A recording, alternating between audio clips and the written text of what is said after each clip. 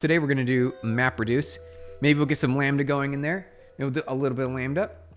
We'll do maybe some closure. Maybe, I mean, we'll kind of talk. Maybe we'll just cover the idea of closure. We'll see how far we get. It's great to have you guys. So for reduce, you have to import from functools, import reduce. There you go. So these two things should be able to work now. All right, so Python, what was it called?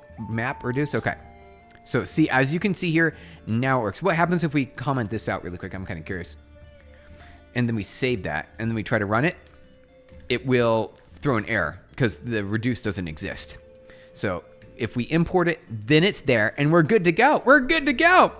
All right, so how do we deal with map? Map is a way to apply a function over a list of items. So you essentially add one or concatenate something, right? You could do that. So let's write a function, def add hello. And then we have, it's a string, it's looking for str. We do a string stir, something like that. And it returns a stir. I think we could do that, right? Return string well, actually, let's do this. Let's do an f string, hello, and then a bracket string. So add hello. We're going to add hello to whatever it is. So basically a greeting. We can do a greeting. I think that's even better. Add hello is the name of the function. And so what we could do is we can have a list of names. Here we go. Let's do a list of names, you guys. We'll do a list of names here. Okay. All right, names equals array, and then we say Betty. So it's an iterable. It becomes an iterable, so we have to say Can we say list, or do we have to say enumerate? I don't know if we can do list.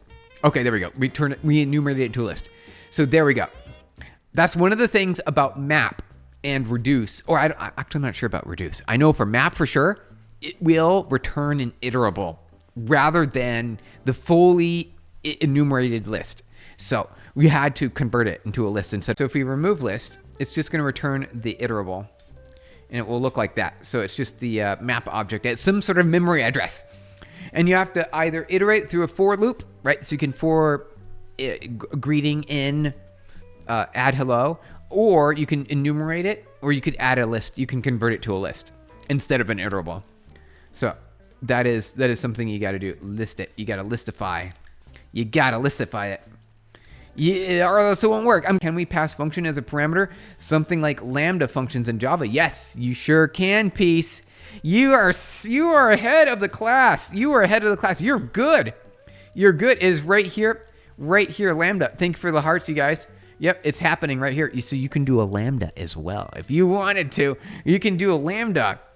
You are ahead of class. You are doing good. You are doing good. All right. So what you can do is you could do the same thing, and then you could say lambda, and we'll say we'll string colon, and we can say what was it, f, and we do hello, hello.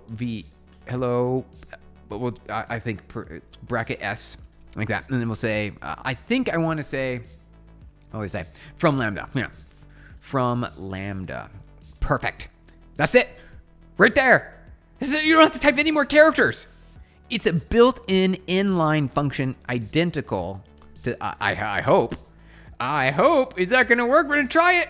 Hey, look, it did work. It worked. See, I know computer. Thanks, got a point. Hey, sure. Thank you for stopping in and saying hello. All right, so let's see here. Peace, you got it. Lambda. You got it, Peace.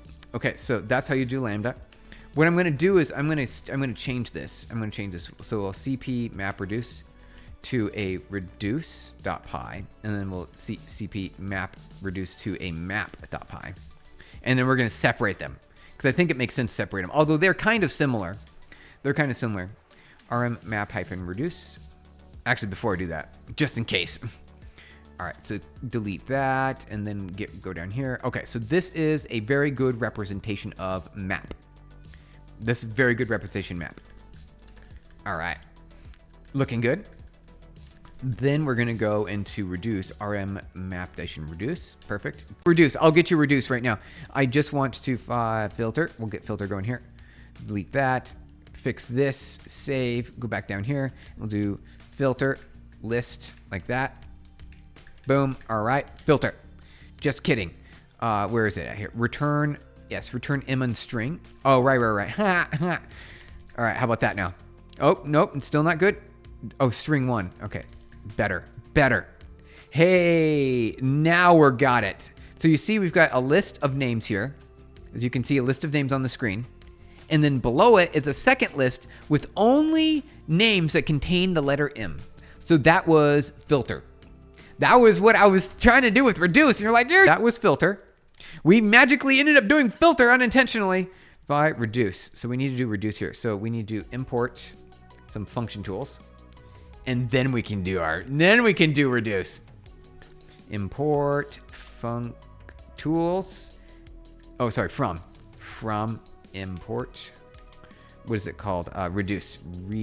So now we're gonna create our own sum function basically. Combine here. We're gonna combine them. So we'll say number 1 and number 2, like that. Let's spell it all the way out. We'll spell it all the way out. And it's going to return an integer. So just say return number 1 plus number 2. Like that. Boom. Combine. Yeah, now we're getting into reduce. We don't need the names anymore. We got done with the names. So all we do is, I believe, we just say reduce.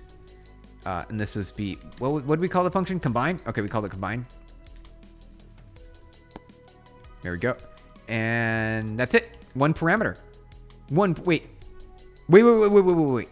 No, we need to create a list. One value. It's supposed to be one value when it's correct. Right? Reduce. It's supposed to be one value. So let's find out. All right. Let's see if that works. All right. Python reduce. Here we go. Is it 1? Oh, we did syntax error. So let me fix that. Okay. There it is. And you know what the answer is? It is 1. You figured it out. Most of you got it right. Even though the syntax error. Hey, Savant. The screen, and we'll say Python. What was that file called? Closure? All right, so closure. Here. We're going to do a poll. Will this work? Will the Python code work on screen? Will this nested code work?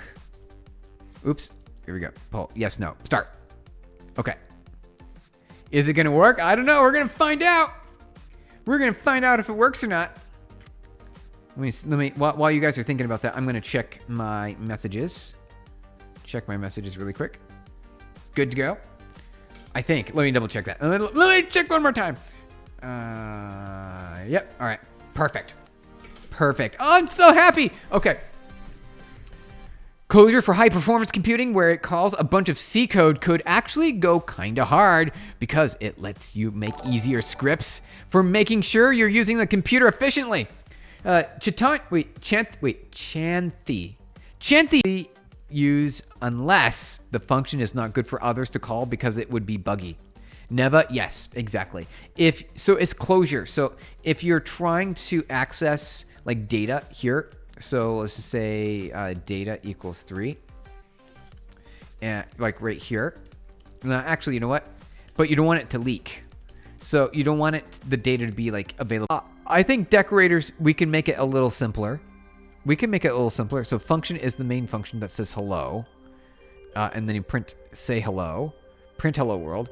And this is just a pass-through decorator. It's just a pass-through decorator. Okay, I think I understand the pattern. We'll definitely spend time to make a correction before we head out. Okay, Torva. Here we go, you guys. We're going to run it. We're going to see what happens. Here we go. Nothing happened. wait, because I didn't print it. Hold on, print. There we go. Wait. There we go. Okay. See, so we got it wrong. I mean, you forgot to integrate. Yeah, we forgot. You meant, yes. My intentions were there. So let's see, how do we do this? Function wrapper, return the wrapper. We call the function inside the wrapper. So function, obviously the function is going to be this function here.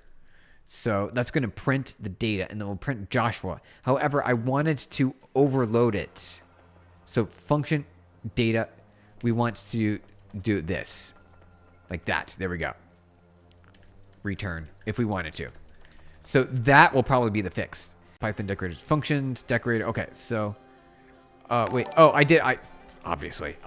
Here we go. Functions. Perfect. Okay. So I didn't need to say print there. Hey, Chart and Tasia, thank you for subscribing. Good to have you here. Who is it? Let's see here. 1 second. Yep. Okay. Thank you for subscribing. Welcome on in. We're figuring out how to do decorators. All right, my function. All right, there we go.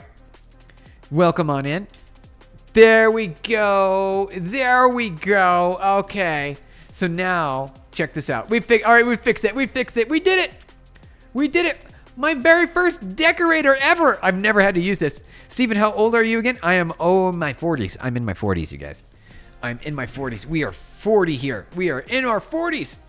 Good to have you here. Welcome on in. Hey, Steven. Hey, Kevin McAllister. You joined at the right time. I just did my first decorator ever. Isn't this neat? This is like a minimal decorator right here. Minimal-ish. Minimal-ish. So we ran my function right here, which is defined right here. My function. Right? You got my function. And then I put a decorator on it, which applies a wrapper that then calls the function at any specific point at that point. Here, let's bring things down to like simplicity. Let's bring things down to simplicity. Okay, so first, let's get rid of everything we don't need.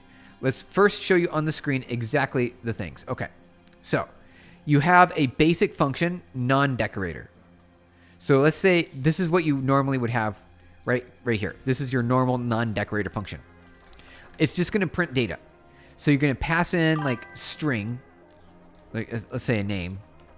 Pass in a name here. Name. And it'll print the name, right? So let's go ahead and just comment that out. So if I run this, it's just going to print Joshua, right? It'll just print Joshua. As you can see there on the screen, it's just printing Joshua. So if you want to add a decorator like this, it's going to augment this function in some way. It's actually going to allow you to do something before and after. The decorator is something that is going to allow you to define extra stuff that happens every time you call the function. This is really neat. Decorators more? Me too. Me too. I like them. I like them. So then you add a decorator, and if we run it, it's going to say hello, Joshua, because we've changed the data. So here's the decorator. You define a function inside your function, and you return the wrapper function. And the wrapper function will get called every single time you call that other function. And so if you want to do stuff before, and then stuff after. Right? Results. And then you return result. There you go. So you can do stuff here, stuff after, and stuff before. Basically allows you to execute the function and do extra stuff. It's so neat. I like decorators now. I really like decorators. We're learning together, you guys. YouTube is so weird with that flags. Why is NeoVim flagged? Is it? Are you serious? NeoVim is flagged? Are you serious? Hey, how's it going there? D4NTZ.